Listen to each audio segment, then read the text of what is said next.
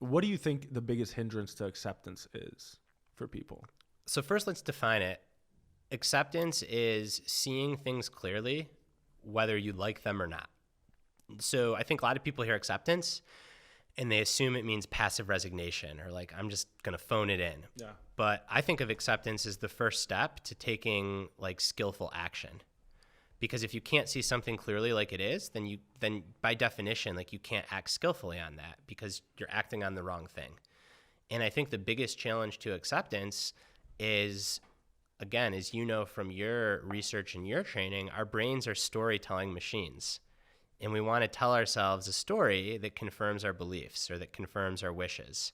And I think often we come up with all these ideas and all these ways and all these rationalizations of not seeing reality, because sometimes the reality isn't what we want to see.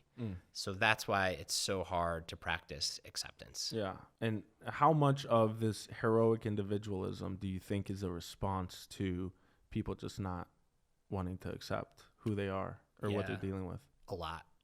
I Most think of it's it. I think it's a lot. Yeah. I think it's a lot.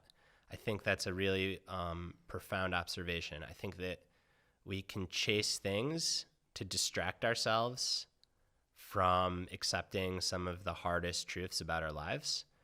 And then those things that we chase, like it's almost like they numb some fear. And a lot of it, to be honest, is just like existential dread, I think. Like accepting mortality is really hard.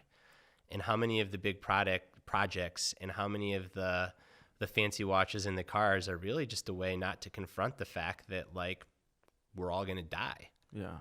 And it's interesting because you see this like at the peak of heroic individualism. So a lot of like these Silicon Valley kind of contrarian people who are known for very big egos, they all end up getting fixated on trying to live forever. Mm-hmm. It's like cryotherapy, blood transplants, all that.